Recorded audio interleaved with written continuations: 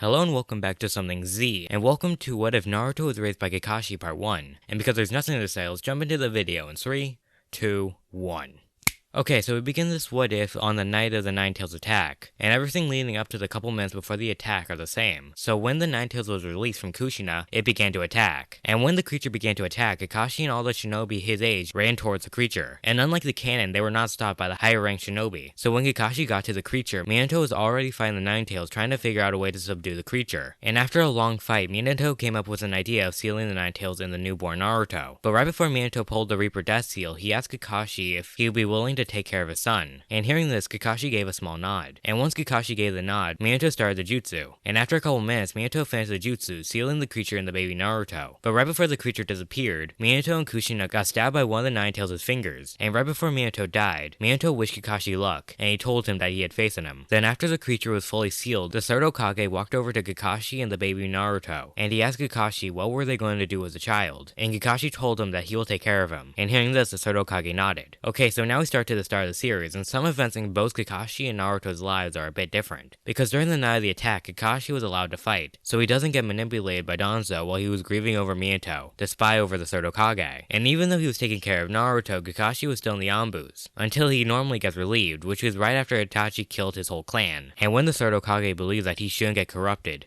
especially because he has to take care of Naruto. And because he got raised by Kakashi, who doesn't want Naruto to get hurt or die, Naruto got trained at an early age, allowing Naruto to become a bit of a prodigy, with him being good at taijutsu. And because Kakashi used one at an early age, Kakashi decided to give Naruto a small blade, which was a Tanto sword, similar to the one he originally had. And not only is Naruto just more skilled than he was in the canon, Naruto's personality is a bit different from being raised by Kakashi, because now he's a bit more stoic when he really needs to be. And because Kakashi drilled it into his head, Naruto values teammates and friendship, even if he's still ostracized by the village, and still seen as a monster. And because Kakashi felt like Naruto should know, when Naruto was young, Kakashi told him the events that occurred after he was born. So Naruto knows who his parents are and how the Ninetales got sealed within him. So now we actually skip to the start of the series. And like the original, Naruto still fails his exam, because he was unable to do the clone jutsu. Because Kakashi only taught him how to fight, not how to use his chakra. And when he found out he failed, he sat on top of the roof of the school until it was sunset. And when Mizuki noticed Naruto, he walked over to him, and he told Naruto that there was actually another way for him to become a Genin, which was if he can learn a jutsu from a forbidden scroll, then he would automatically become a Genin. And hearing this, Naruto gets excited, so he agrees to go through with the new test. And after Mizuki explained where both the scroll and a place where Naruto can train are located, Naruto ran to where the scroll was located. And after around half an hour, Naruto was able to get the scroll, and he was able to get to Mizuki's hiding spot without any difficulties. And shortly after Naruto was able to steal the scroll, the third Hokage found out. And once it was revealed that Naruto stole the scroll, the third Hokage sent shinobi to find Naruto. And unlike the original, Kakashi was sent out to find Naruto as well. And after a couple hours, Iruka and Kakashi eventually find Naruto. And when they did, they saw Naruto on the ground tired and dirty. And after a couple seconds, Naruto looked up. And the second he did, he saw the two of them. And when he saw them, he quickly jumped back to his feet. And he wiped the dirt and mud off of himself. And he told the two of them that he was able to do it. And confused about what Naruto was talking about, Iruka asked Naruto why did he steal the scroll. And in response, Naruto tells him Mizuki told him that if he was able to learn one jutsu from the scroll, he would become a Genin. But before either of the two shinobi were able to say anything, a giant shuriken came from the trees, and it flew towards Naruto. And seeing this, Naruto pulled out his sword, and once it was out, he put the blade in front of himself, and he used it to block the attack. And when it made contact, Naruto reflected the giant shuriken, making it fall to the ground next to him. And when the giant shuriken fell to the ground, the three turned their attention towards the trees. And when they did, they saw Mizuki standing in a tree, who then tells Naruto to give up the scroll. And hearing this, Iruka shouts at Naruto not to listen to him, and he tells him that Mizuki's lying. But hearing this, Mizuki shouts that he's not the only one in Naruto's life keeping a secret from him. Then he shouts that the nine-tailed monster that destroyed the village years ago was sealed within him. And when Naruto heard this, he just nodded his head, and he shouted that he already knew that, and that Kakashi told him a long time ago. And hearing this, Kakashi nodded as well. But right after Kakashi nodded, Mizuki got mad, and he began to shout, and he said that Naruto was no more than a pest, and a freak. Then Mizuki launched himself at Naruto, and seeing this, Iruka began to move to try to intercept. But the second he took a step, Kakashi put an arm out in front of him, and he told him that he had nothing to worry about, and that he should let Naruto show him his skills. So hearing this, Iruka just stood still and he began to watch. So now we jump back to Naruto and Mizuki, and when Mizuki landed, he and Naruto began to fight using blades, with Naruto using his sword and Mizuki using a kunai. But after Naruto got kicked away, making him land on his feet, Naruto decided to use what he just learned, so he then jumped back. And when he did, he put up a hand sign, and after a couple seconds, puffs of smoke began to appear around him. And when the smoke was done appearing, there was around 20 Naruto standing in front of Mizuki. And when they appeared, they began to run run at Mizuki, and they began to attack him all at once with their blades, which at first he was barely able to keep up with. But once the Naruto was able to slash at Mizuki's leg, making him slower, the Narutos were able to overwhelm him. And after a couple of minutes, Mizuki was on the ground bleeding out, with most of his bodies having slash marks, with only a couple of them bleeding, because Naruto was making sure not to kill him. And once Naruto believed that the fight was over, Naruto ended the jutsu, so now only the original Naruto was left. And after Naruto walked away, Iruka gave Naruto his headband, and he told him that he was now officially a Genin. Then right after that, Kakashi scolded Naruto for being stupid, believing something so easily. Then after some time, some shinobi appeared and they took Mizuki to jail. So now we skip a couple of days, and now it's time for the gang to be put into teams. And all the teams will be the exact same as in the canon. And all the same things will happen between all three members of Team 7. So now we skip to when Kakashi asks the three what their goals are. And Sasuke and Sakura's wants will be the exact same as in the canon. But Naruto's goal is a bit different from the canon, because he does say he wants to be the Hokage. But unlike the original, Naruto says that he also wants to make comrades that he can rely on. And hearing this, Sakura and Sasuke just kind of roll their eyes. And once they were done with the introduction, Kakashi tells them that the meeting is over, and that the next one will be the next morning. So now we skip to the next morning, and by the time Kakashi gets to the meeting area, it's already the early afternoon. And when Kakashi got there, he showed the three of them 2 bells, and he began to explain the bell test. And he told them that if they fail, they will be sent back to the academy. He then explained the bell test to the Genin, and when he talked about how the bells decide who gets sent back, Sakura pointed out that there were only 2 bells, and Kakashi in response told them that at least one person will be sent back. And when he was done explaining, Kakashi began to count down, and when he began to count, Sasuke and Sakura jumped away to find a place to hide, while Naruto jumped into the trees in an area between where Sasuke and Sakura hid. And once Naruto was hidden, Naruto began to think about what he should do, and how he would get the bells. But while he was thinking, an idea came from Naruto's head, which was, what would Kakashi want him and his teammates to know if it's important to be a shinobi? And if Kakashi really cares about teammates and camaraderie, why would he want us to go against each other? But after a couple seconds, Naruto immediately came to the idea that Kakashi wants them to team up, and that's the whole point of the test. So Naruto then made 5 shadow clones, which appeared the second Kakashi was done counting. And once the Naruto clones had formed, they jumped into the open field that Kakashi was standing in, and they began to fight, with them getting easily defeated. But once there was only 1 clone left, they cloned again, making 5 more clones. And while the Naruto clones were fighting, the real Naruto was jumping through the forest, and he eventually came across Sasuke, who was hiding behind a tree, and he told him to follow him. And seeing that Naruto at least had a plan, he went with him, and the two began to sing around. And after a minute, they were able to find Sakura, who was hiding underneath a bush. And once they were all together, Naruto began to explain that the key to the test was actually for them to use teamwork, rather than them actually getting the bells, which are still important. And after that, they began to tell each other briefly about what they're able to do, and what their specialties were. And as an extra piece of information, Naruto told his teammates that he was adopted and trained by Kakashi, so he knows how he fights. But that also goes for him as well. And after a couple more minutes of planning, they were able to actually come up with a plan. So the three then grouped up at the edge of the forest, right next to where the clearing was. And when they looked at the clearing, they saw 2 dirty and exhausted Narutos fighting Kakashi. So seeing that they needed to hurry, Naruto undid the shadow clones, so they got engulfed in smoke. And when that happened, Naruto got hit by a wave of exhaustion. But even with that, Naruto did what he had to do. So he then gave the signal, so Sasuke and Sakura got engulfed in puffs of smoke. And when the smoke was gone, the two were transformed as Naruto. Then when they were fully transformed, Naruto used the multi-shadow clone jutsu, which then made around 30 shadow clones, which appeared around the 3. And when they were fully formed, all 33 Narutos ran at Kakashi again, with the 3 main shinobi staying in the back. But even though there were many Narutos, Kakashi was able to take them down with decent ease. And after around 20 shadow clones, a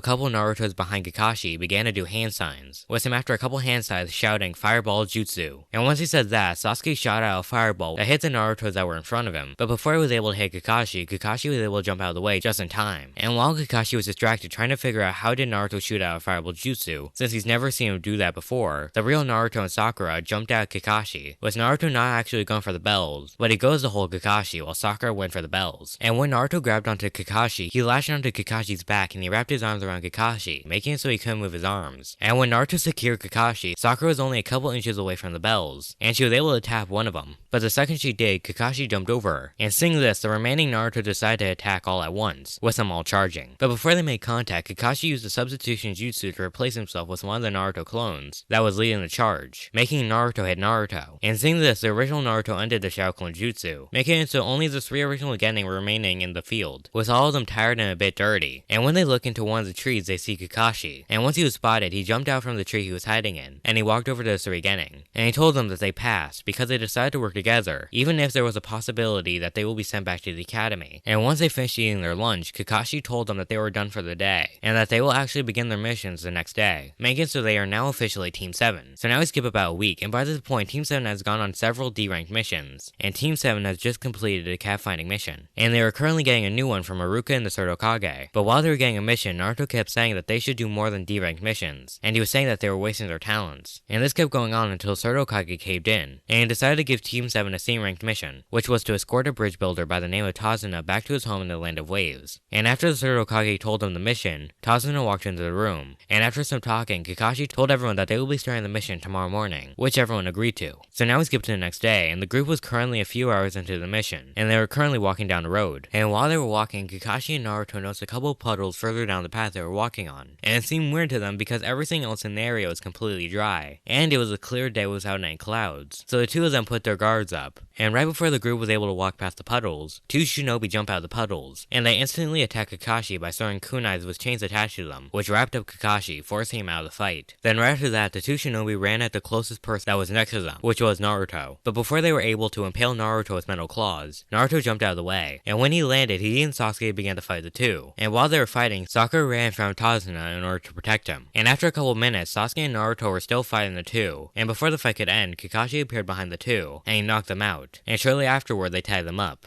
And right afterward, Kakashi and Tazuna began to talk about how the mission was mislabeled, and how if he lied to them one more time, they will stop the mission and leave. And once Tazuna agreed to these terms and conditions, the group continues on. And after a couple hours of walking down the path, the group makes it to a dock that had a boat waiting for them. And after a couple minutes, they began to sail. And while they were on the boat, Tazuna explained more about what was happening to his village, with a businessman named Gato taking it over, making it so everyone in the town is poor, and how he is building a bridge that will allow for easier trade, which Gato hated. So that's why Gato's after him. And after half an hour, the group makes it to land. And when they made it to land, the group began to walk through a forest. And after another half an hour of walking, Kakashi shouts for everyone to duck. And hearing this, everyone did. And the second they did, a sword flew down from the trees above, and it landed right in front of the group. Then when they looked to see where the sword came from, they see Zabuza in a tree. And seeing and recognizing Zabuza, Kakashi uncovers his Sharingan, which makes Zabuza recognize him as well. Then Zabuza began to surround the area in a thick mist. And when he was done, the two started to fight. And while they were fighting, the rest of Team 7 was surrounding the bridge builder, making sure he was safe. And eventually, Kakashi gets trapped in a sphere of water, and he began to slowly drown. And while Kakashi was drowning, a water clone of Zabuza was walking towards a group of Genin and Tazuna. And seeing this, Naruto used the Shadow Clone Jutsu, which made around 15 Naruto Shadow Clones. And once they were formed, the clones ran at the Zabuza water clone. But with a couple swings with his massive sword, most of the Naruto clones got destroyed. And seeing that he couldn't do this forever, Naruto began to think of a plan. And after a couple seconds, Naruto made 50 more clones, and they all ran at Zabuza again. And while Zabuza was distracted, with the clones attacking him, Naruto gave Sasuke a Fuma Shuriken, and the second Sasuke got it, he threw it at the real Zabuza, who was able to catch the Shuriken, and at the very last second, he was also able to jump over the secret second one that was hiding underneath it. But right after it passed behind him, the Shuriken got covered in smoke, and when it did, it was revealed that the secret second one was actually a Naruto in disguise. And once the cloud of smoke was gone, Naruto threw a kunai at Zabuza again, aimed at his back, and seeing the kunai fly towards him, Zabuza let go of the water sphere in order to escape the attack, because if he didn't, he would have gotten very injured. So Kakashi is now free, and when Kakashi was able to get his breath back, he told Naruto to go back to the bridge builder while he fought. And hearing this, Naruto nodded, and he walked back to the group. And because he was fighting again, Zabuza undid the water clone, so the two shinobi went back to fighting. And eventually, Kakashi was able to get the upper hand, and he was about to deliver the final blow to Zabuza. But before he could land the attack, a needle came from the trees and hit Zabuza in the neck. And the second it hit, Zabuza fell to the ground. And seeing this, Kakashi went to Zabuza, and he checked his pulse. But when he checked, he couldn't feel anything, meaning that he was dead. Then Kakashi looked to see where the needle came from, and when he does, he sees a Master Shinobi who tells the group that he was assigned to kill Zabuza. And after a bit of talking, the Master Shinobi takes Zabuza's body and leaves. And a couple minutes after that, Kakashi gets knocked out from overusing the Sharingan. And Naruto seeing this makes multiple Shadow Clones, and he carries him to Tazuna's house to rest. And that's when I'm going to leave the What If. I hope you enjoy this new series moving forward, and I hope you see you next time